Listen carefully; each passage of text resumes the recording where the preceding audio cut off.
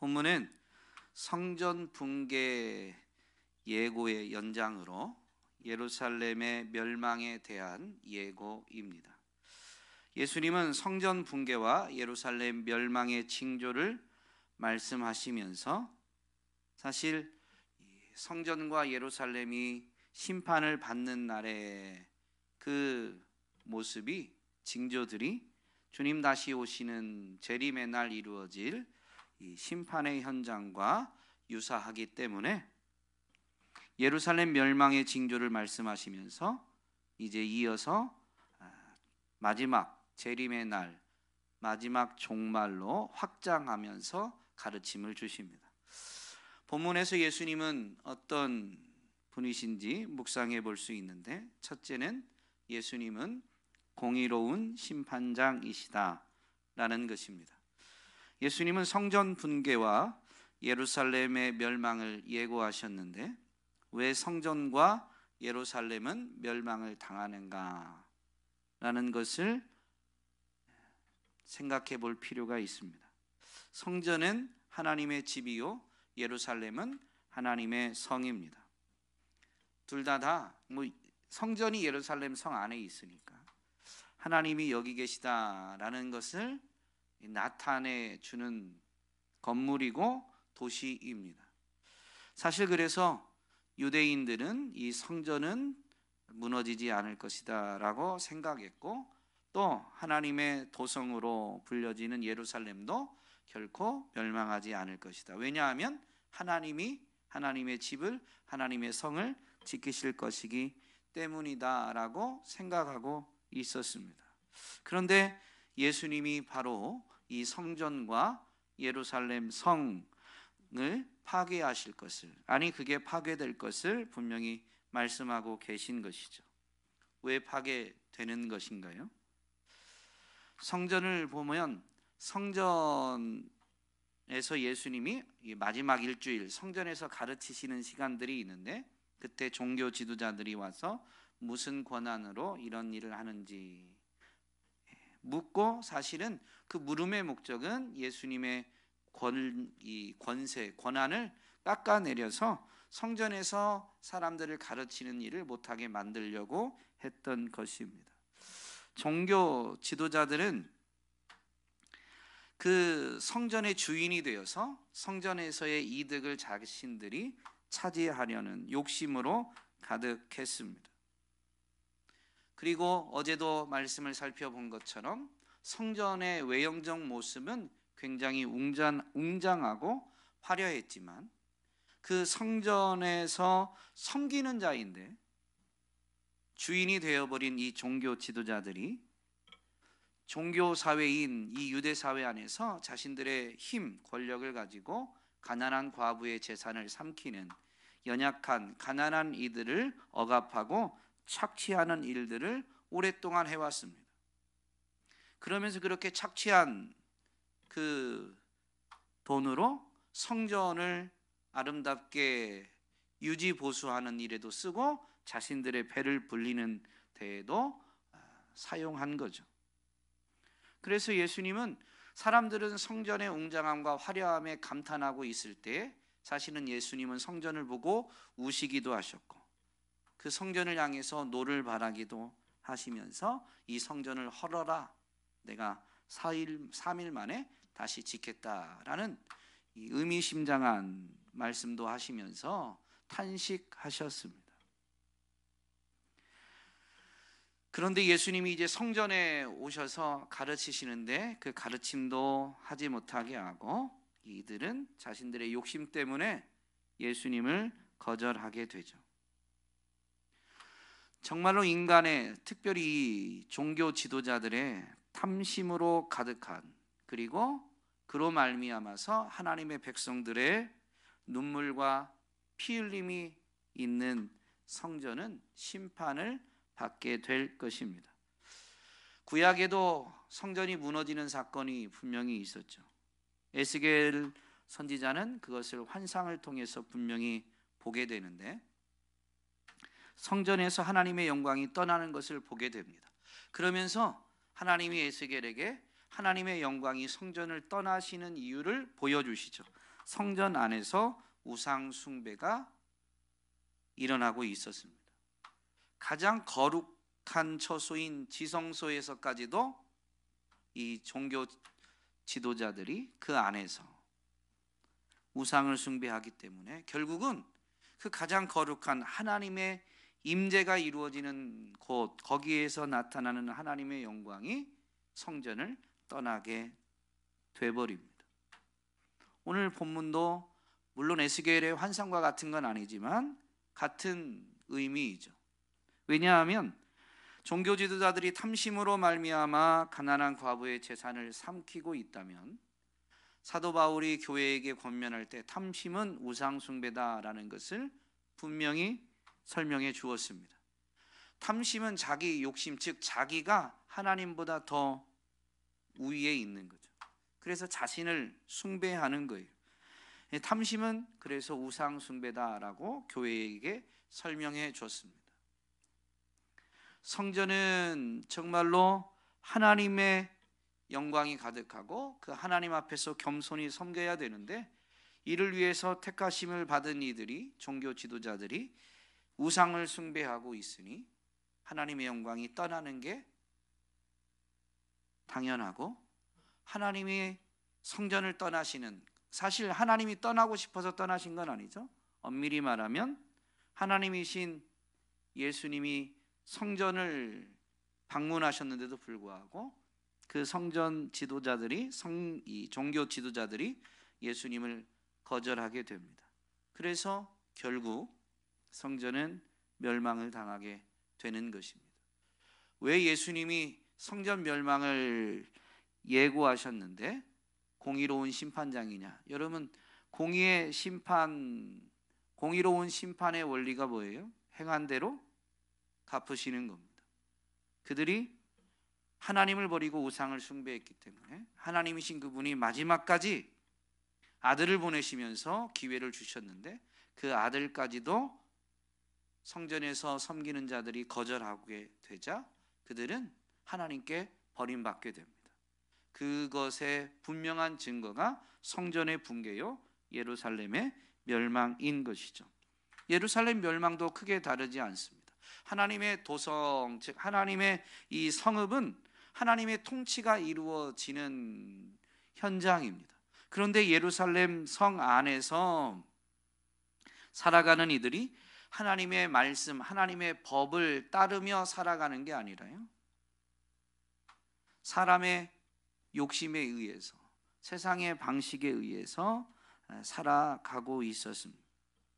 그러다 보니 그 예루살렘 성도 하나님을 거절한 겁니다. 거부한 겁니다. 예수님도 받아들이지 않고 나중에는 거절하며 십자가에 못 박게 되죠. 진실로 예루살렘도 또 그 가운데 있는 성전도 하나님을 버렸기 때문에 하나님으로부터 버림받아 그것들은 멸망하게 되는, 붕괴하게 된 것입니다. 우리는 이 본문에서 예수님은 공의로운 심판장이심을 결코 잊지 말아야 합니다. 둘째로 예수님은 하나님의 나라를 이루시는 왕이시다라는 것입니다. 마지막 절에 보면 재림의 날, 마지막 종말의 날에 28절에서 이런 일들이 일어나기 시작하거든. 예루살렘 멸망의 징조를 설명하시다가 재림의 날, 마지막 날에 일어날 징조를 이제 확장해서 설명하시면서 이렇게 말씀하시죠. 이런 일들이 일어나기 시작하거든. 일어서서 너희의 머리를 들어라. 너희의 구원이 가까워지고 있기 때문이다. 공의로 심판하시는 그 심판에 있어서 어떤 이들은 그게 이 끔찍한 멸망이 아니라요, 구원이 되기도 합니다. 왜냐하면 예수님을 거절하지 않고 어려움의 시기에 제자들의 모습을 보면 핍박이 있는데도 불구하고 예수님을 저버리지 않았기 때문에, 사람들 앞에서 예수를 부인하지 않았기 때문에 예수님도 심판의 날에 그들을 부인하지 않으시는 거죠. 그래서 그들은 구원을 받게 된다라는 것입니다. 그런데 그 전까지 그러면 그들은 뭐 한 거예요? 이 마지막 날이 이르기 전까지 여러분, 지금 이 말씀을 듣는 너희의 머리를 들어라 라고 할 때 너희에 해당되는 이 사람들은 그동안 뭐 한 거예요? 예수님을 선택한 거예요. 예수님을 따른 거죠. 즉 그들은 마지막 날에야 하나님 나라에 들어간 게 아니라요, 세상에서 고난을 받음에도 불구하고 예수님을 저버리지 않고 예수님을 선택하고 고난 중에도 예수님을 따라간 거예요. 그 예수님을 따른다라는 게 예수님의 말씀에 순종하는 거죠. 예수님의 말씀은 뭐냐면요, 율법을 폐하신 게 아니고 율법을 성취하시는 가르침이었습니다. 하나님의 법을 온전히 성취하는 가르침, 하나님의 법을 따르신 거죠. 그러므로 예수님의 말씀, 가르침을 따른 제자들도 사실 하나님의 법을, 하나님의 말씀을 지켜 행한, 순종한 것입니다.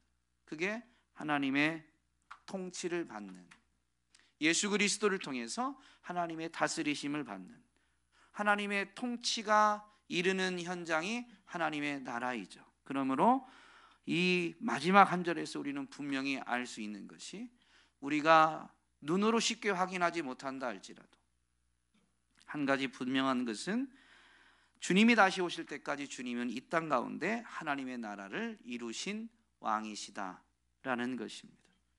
그 나라를 살아내는 사람은 그 나라가 이제 완성되어질 그때 징조를 보고 고개를 드는 거죠. 정말로 세상에서 하나님의 나라를 살아내기 위해서 고난을 겪었는데 이 고난의 끝이구나. 그래서 고개를 들어 오실 주님을 고대하고 맞이하게 되는 거죠. 여러분, 구약의 역사는 하나님을 거부한 인간의 역사다라고도 말할 수 있습니다. 특별히 창세기 1, 2장은 창조에 대한 이야기고 3장은 처음 사람 아담이 하나님을, 즉 하나님의 말씀을 거절한, 하나님을 거절한 이야기입니다. 그리고 아담의 후손들 중에서도 보면 하나님의 긍휼을 입는 후손들이 있죠.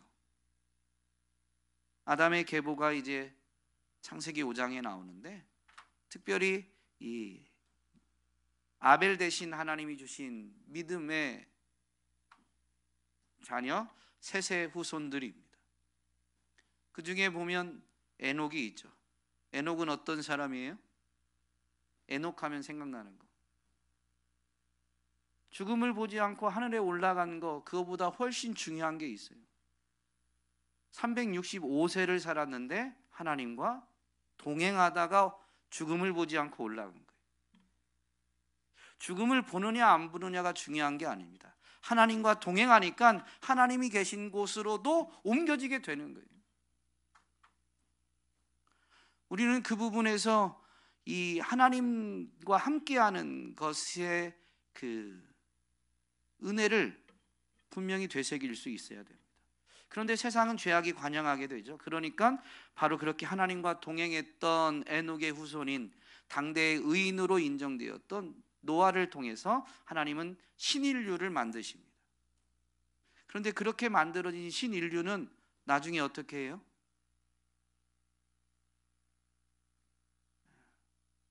우리 이름을 하늘에까지 닿게 하자.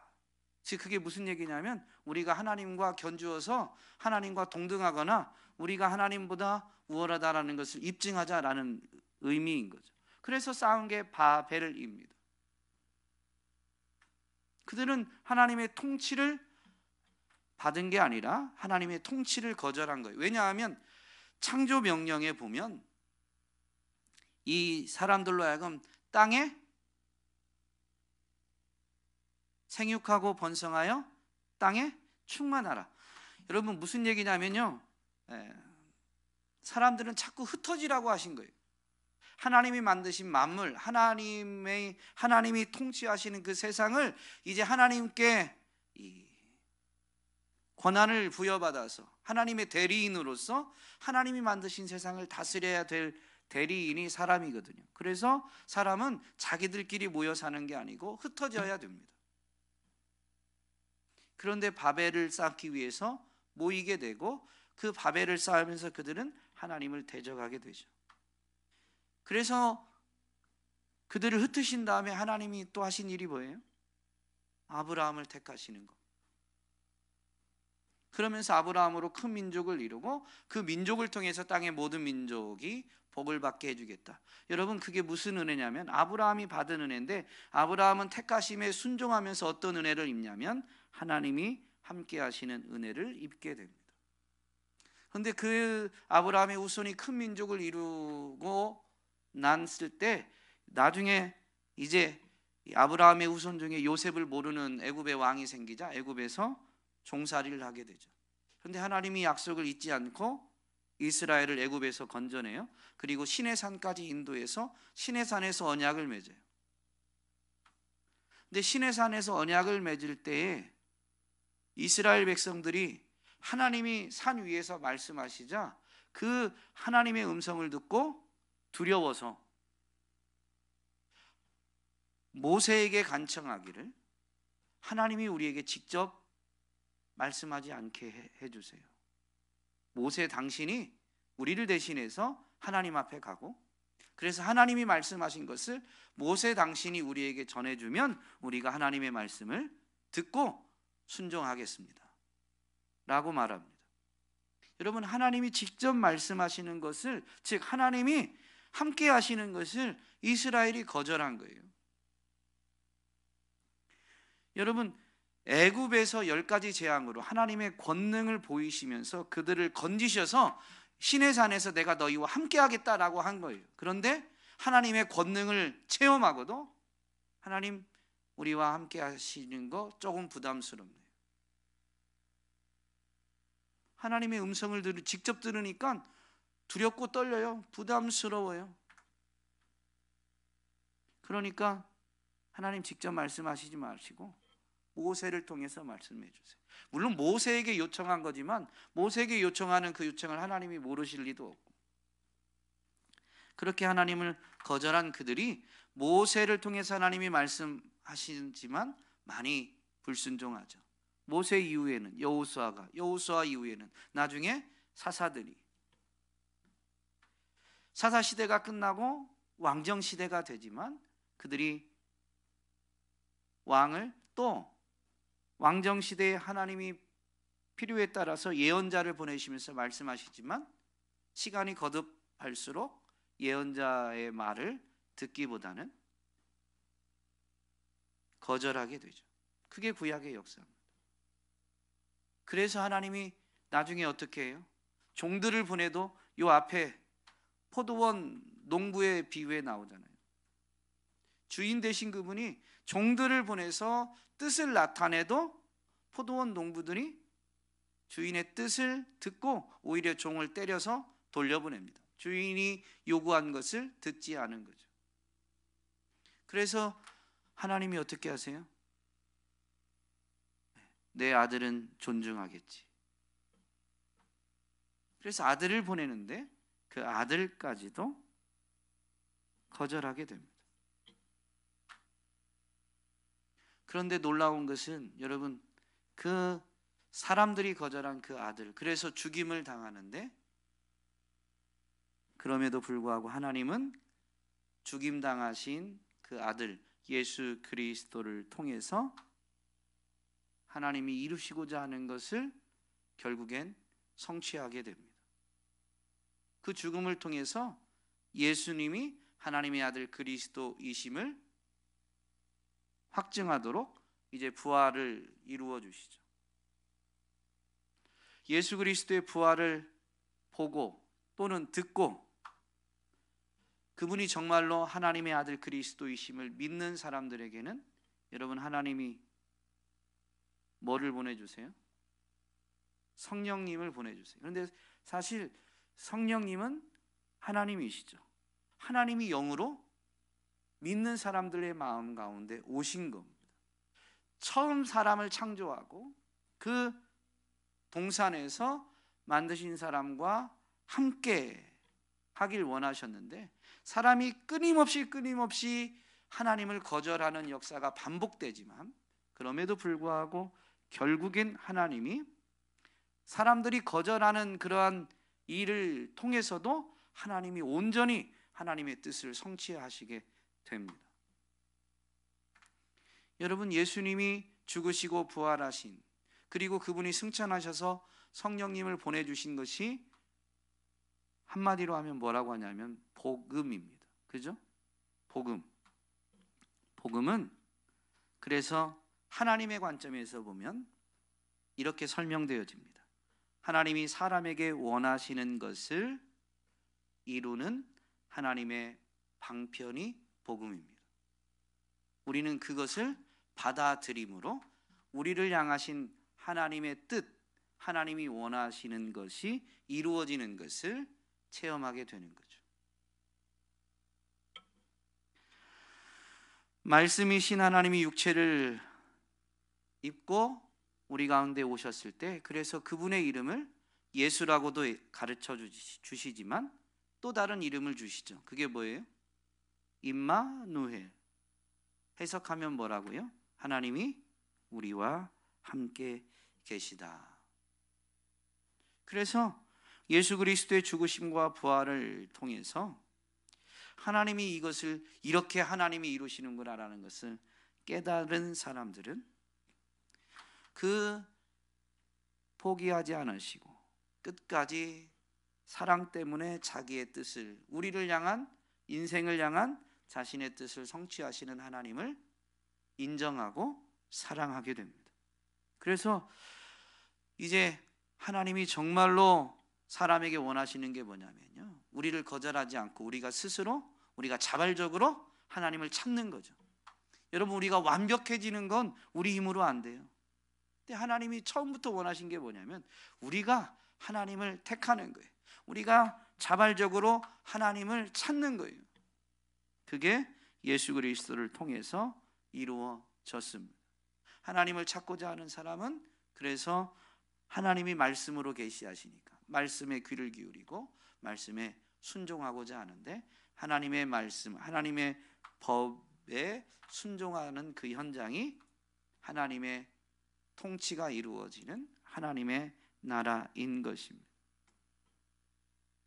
정말로 오늘도 예수님은 우리 가운데 하나님의 나라를 이루시는 진정한 왕이십니다. 이 본문이 우리에게 주는 교훈도 있는데요. 첫째는 우리는 두렵고 떨림으로 주의 재림을 바라보고 더욱 깨어서 준비하여 구원을 이루어야 한다라는 것입니다. 제자들을 향해서 너희의 머리를 들어라. 그때까지 제자들은 주님을 계속 따르는 거죠. 예수님을 영접하고 나서 이제 끝이 아니라요, 그때부터 계속 예수님을 따르는 삶을 살아내야 하는 것입니다. 그것은 분명히 두렵고 떨림으로 이루어지는 일입니다. 본문에서도 보면 이 성전 붕괴와 예루살렘의 멸망에 대해서 예수님이 설명해 주시는데 그 일들이 얼마나 끔찍한지 분명히 경고해 주십니다. 그러면서 군대가 예루살렘을 둘러싸면 그것이 성전이 붕괴되고 예루살렘이 멸망할 징조인 줄 알고 도망가라는 거예요. 이 성전은, 이 예루살렘은 하나님의 성전이고 하나님의 도성이니 하나님이 지키시니 무너지지 않는다라고 생각해서 계속 거기 머물러 있거나, 여러분 역사적으로 예루살렘 성을 로마 군대가 에워싸고 나서 1년 반이 지나서 이 예루살렘 성이 멸망하게 됩니다. 여러분, 1년 반이라고 하면 무슨 의미냐면요, 적어도 유대인 남자들은 1년에 3차례는 예루살렘에 있는 성전에 올라가서 절기를 지켜야 됩니다.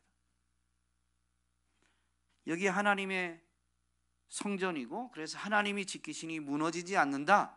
예수님이 이렇게 말씀하셨는데도 예수님의 말씀을 듣지 않고 성전은 무너지지 않는다라고 생각하면 여러분 그 1년 반 사이에 이 유대인들은 어떻게 해요? 절기를 지키기 위해서 예루살렘에 올라갑니다.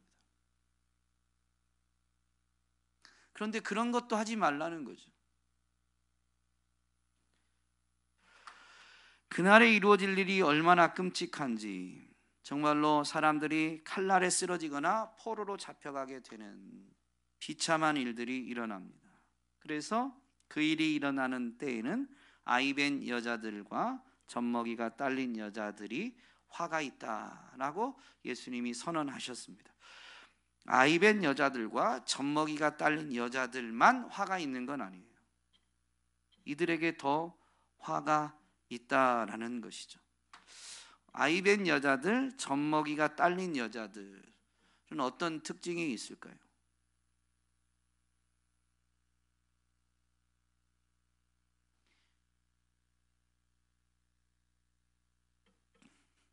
두 가지 특징이 있는데요. 첫 번째는 예수님이 지금 도망치라고 했는데 도망치지 않은 거죠. 예수님의 말씀에 징조가 보이면 도망치라고 했는데 예수님의 말씀을 따르지 않은 거예요. 그런데 정말로 군대가 쳐 들어오니까 그때 도망치려고 하는데, 그때 도망치려고 하면 아이벤 여자들과 이 어린 젖먹이가 딸린 여자들은 도망치기가 쉽지가 않아요. 이동하는 게 매우 어렵습니다. 그러니 분명히 적군 로마 군대에 의해서 죽임당하거나 끌려가거나 비참한 일을 분명히 당하게 되죠. 그래서 특별히 더 화가 있습니다. 또 하나 있습니다. 여러분, 아이벤 여자, 젖먹이가 딸린 여자분에게 제일 소중한 게 뭘까요? 뱃속에 있는 아기나 지금 자기 품에 있는 젖먹이니까 뭐 자기 등에든 어쨌든 자기가 안고 있는 그 아이가 자신보다 더 소중합니다. 그런데 그 아이를 데리고 피하기도 어렵고 적군은 너무 난폭하니까 결국 자신도 죽지만 자기 자신보다도 더 소중하게 여기는 그 아이도 죽게 되는 거죠. 같이 죽게 됩니다. 그것을 직접 당하는 거예요. 아이는 아니겠지만 여러분, 이 예루살렘 멸망 때에 일어날 일이 말세에 일어날 일들과 같다고 그랬죠. 말세에는 주님 재림의 날에는 아이벤 여자와 젖먹이가 딸린 여자들만 화를 당하는 게 아니라요, 예수님보다 더 소중하게 여기는 것을 간직한 이들이 예수님의 말씀을 듣지 않고 정말로 심판이 임박했는데도 돌이키지 않고 그저 자기가 원하고 좋아하는 것 그거 붙들고 살다가 결국엔 그것과 함께 죽임당하는 화를 당하게 될 것입니다. 우리는 이 하나님의 심판의 선언 앞에서 두렵고 떨림을 가져야 됩니다. 그런데요, 우리가 갖는 두렵고 떨림은 와, 하나님의 진노가 이렇게 끔찍하고 무섭구나 라는 수준이 아닙니다. 물론 우리는 인간이기 때문에 그런 두려움도 없진 않겠지만, 독생자 예수 그리스도를 아끼지 않고 내어주기까지 우리를 사랑하신 그 하나님을 경험한 사람들, 그 하나님의 사랑을 체험하여 알게 된 사람들이 마지막 날에 하나님이 이렇게 진노하신다고 라고 할 때, 여러분, 독생자도 아끼지 않고 내어주실 만큼 사랑과 자비가 풍성하신 그분이 왜 이렇게 화를 내실까? 그렇게 화를 내신 건 죄 때문인데 우리 안에 죄가 있어요, 없어요? 있죠. 용서받긴 했지만 죄가 있는 거예요. 그래서 그 하나님, 나를 위해서 독생자도 아끼지 아니하신 하나님을 내가 그렇게 화나게 만드는 건 아닌가? 당할 재앙 때문에도 두려움이 있지만 정말로 두렵고 떨림으로 구원을 이루는 것은 그 공포스러운 재앙을 회피하기 위함만이 아니라요, 독생자를 아끼지 않고 내어주기까지 사랑하신 그 하나님을 내가 속상하게 만들고 화나게 만든 것은 아닌가. 그래서 두렵고하고 떨면서 정말로 구원을 이루고자 애를 써야 되는 겁니다. 여러분, 우리가 우리 자신을 돌아보지만 우리의 힘으로 구원을 이룰 수 있어요, 없어요? 없어요. 그런데도 왜 두렵고 떨림으로 구원을 이루고자 하는 거예요? 내 힘으로 이룰 수 없는데? 여러분, 이건 사랑이 빠지면 설명이 안 돼요.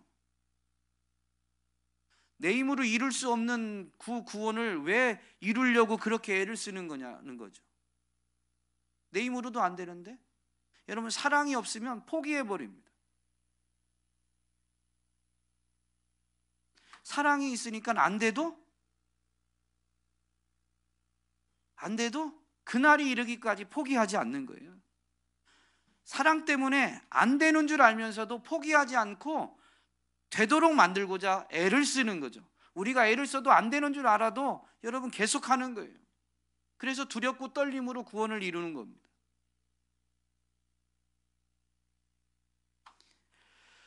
본문이 우리에게 주는 교훈 둘째는 재림의 나라에 예수님을 선택해서 구원을 이루는 것이 아니라 오늘 예수님을 선택하고 모든 것을 버리고 따름으로, 즉 오늘 구원을 이루는 삶을 매일매일 살아내므로 그때와 시기를 알지 못하는 우리들이 바로 그날에 구원을 온전히 이루게 되는 겁니다. 오늘 선택하는, 지금 선택하는 예수 그리스도의 은혜로 오늘 구원을 맛보면서 그날에 정말로 나를 향한 주님의 사랑이, 또 나를 향하신 주님의 그 계획이 이렇게 완성되어지는구나 라는 것을 정말로 실제로 맞이하게 되는 거죠. 말세의 징조를 보면 전쟁, 지진, 기근, 전염병 등 무서운 일들이 나타납니다. 사람들은 말세의 징조들로 인해서 두려움과 괴로움에 짓눌릴 것이다, 기절한다고 하잖아요. 짓눌릴 것입니다. 그런데도 이 말세의 징조들 속에서 믿음을 지키는 그리스도인들은 여러분, 사람인데 왜 이러한 두려움과 괴로움이 없겠어요? 더군다나 세상의 미움과 핍박까지 받게 된다라고 예수님이 분명히 말씀해 주시죠. 그럼에도 불구하고 예수 그리스도를 부인하지 않고 따르는 사람들, 끝까지 예수님을 따르는 사람들은 이 징조를 볼 때마다 어떻게 하라고요? 정말로 이제 얼마 남지 않았구나, 그러면서 끝을 알 수 없었던 그 기다림의 끝이 있음을, 그래서 머리를 들어서 끝까지 주님을 바라보고 인내함으로 세상을 이기게 되는 것이죠. 오늘 우리는 삶의 자리에서 아무런 극적인 역사가 없어도 매일 주님을 선택하고 따라야만 합니다. 어쩌면 점점 더 괴로운 일들이 많을 수 있고 두려움이 더 엄습해 올 수도 있지만 정말로 말씀을 통해 주님 다시 오심에 대한 약속을 진실로 믿는다면 우리는 인내하면서 매일매일 주님을 선택하고 따라가야 되는 것이죠. 그러면 그 인내로 말미암아 구원을 온전히 이루는, 그 인내로 말미암아 주님이 세상을 이기셨음을 확인하는 저와 여러분이 될 줄로 믿습니다.